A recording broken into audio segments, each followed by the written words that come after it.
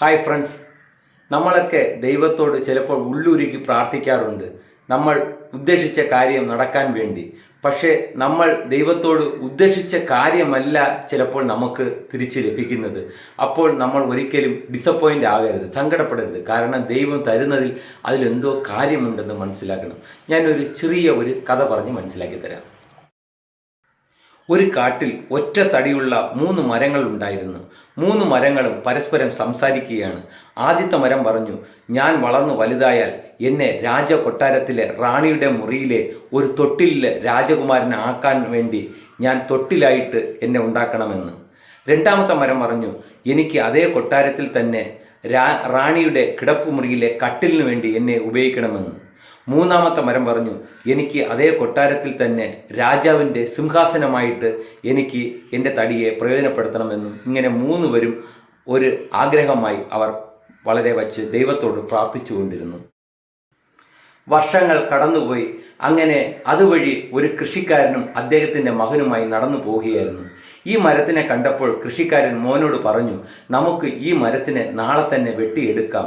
നമുക്ക് നല്ല മരമായതുകൊണ്ട് നമുക്ക് വിറകിന് യൂസ് ചെയ്യാൻ പറ്റും. 1 വർഷത്തേക്ക് നമുക്ക് വിറക് വാങ്ങേണ്ട വരേയില്ല എന്ന്.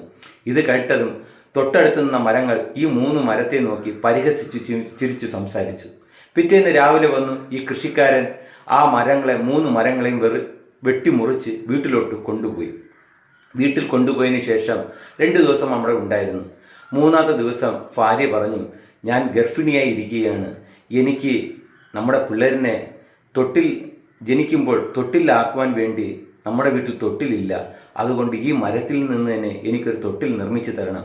മാത്രമല്ല, ഞാൻ താഴെയാണ് കിടക്കുന്നത് കൊണ്ട് എനിക്ക് വളരെ ബുദ്ധിമുട്ടാണ്. എനിക്ക് ഈ മരത്തിൽ നിന്നും ഒരു കട്ടിൽ നിർമ്മിച്ചു തരണം. മാത്രവുമല്ല, എനിക്കിരിക്കുവാൻ വേണ്ടി നമ്മുടെ വീട്ടിൽ ഒരു ചെയർ പോലും ഇല്ല. എനിക്കിരിക്കുവാൻ നല്ലൊരു കസേര കൂടെ ഉണ്ടാക്കി തരണമെന്ന്. ഇത് കേട്ടതും കൃഷിക്കാരൻ പിറ്റേന്ന് തന്നെ ഒരു മരപ്പണിക്കാരനെ വിളിച്ചു കൊണ്ടുവന്ന് അവരുടെ വൈഫിൻ്റെ ഇഷ്ടപ്രകാരം ഒരു തൊട്ടിലും കട്ടിലും അതുപോലെ തന്നെ ഒരു ചെറിയ കസേരയും നിർമ്മിച്ചു. അന്ന് രാത്രി നല്ല ഇടിയും മിന്നലും ഉള്ള ഒരു നല്ല മഴയായിരുന്നു. അന്ന് രാത്രി ഇവർ കിടന്ന് ഉറങ്ങുന്ന സമയത്ത് കതവിൽ ആരോ ഒന്ന് തട്ടി.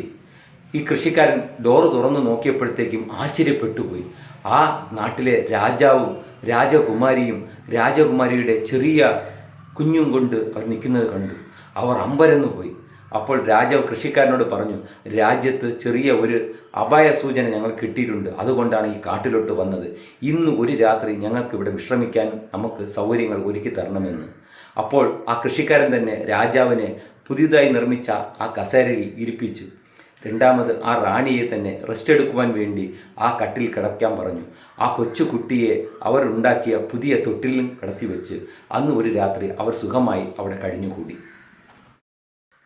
അടുത്ത ദിവസം രാവിലെ രാജാവ് ആ കൃഷിക്കാരനോട് വളരെ നന്ദിയും പറഞ്ഞ്, നിങ്ങൾക്ക് ആവശ്യമുള്ള പൊന്നും പണവും നാളെ തന്നെ കൊട്ടാരത്തിൽ നിന്ന് നിങ്ങൾക്ക് കൊണ്ടുവരുമെന്ന് പറഞ്ഞിട്ട് അവരുടെ ഓർമ്മയ്ക്കായി ആ കൃഷിക്കാരനോട് പറഞ്ഞു, നിങ്ങളുടെ ഓർമ്മയ്ക്കായി ഈ കട്ടിലും ഈ ചെറിയ കസേരയും അതുപോലെ തന്നെ ഈ തൊട്ടിലും നിങ്ങളുടെ ഓർമ്മയ്ക്കായി ഞങ്ങളുടെ രാജകൊട്ടാരത്തിൽ കൊണ്ടുപോകുവാൻ ഞങ്ങളെ അനുവദിച്ചാലുമെന്ന് ആ കൃഷിക്കാരനോട് പറഞ്ഞു സന്തോഷമായി അവിടെ നിന്നും യാത്ര തുടർന്നു. ഈ കഥയിൽ നിന്നും മനസ്സിലാക്കേണ്ട ഒരു കാര്യമുണ്ട്. നമ്മൾ ദൈവത്തോട് എന്താണോ ചോദിക്കുന്നത് അതല്ല ചിലപ്പോൾ ദൈവം തരുന്നത്. അത് വേറെ രൂപത്തിലായിരിക്കും നമുക്ക് ചിലപ്പോൾ ലഭിക്കുന്നത്. അതുവരെ നമ്മൾ ക്ഷമിക്കാനുള്ള കഴിവ് നമുക്കുണ്ടാകണം. നല്ലത് ചിന്തിക്കുക, നല്ലതേ വരുള്ളൂ. ദൈവം എന്നും നിങ്ങളുടെ കൂടെ ഉണ്ട്.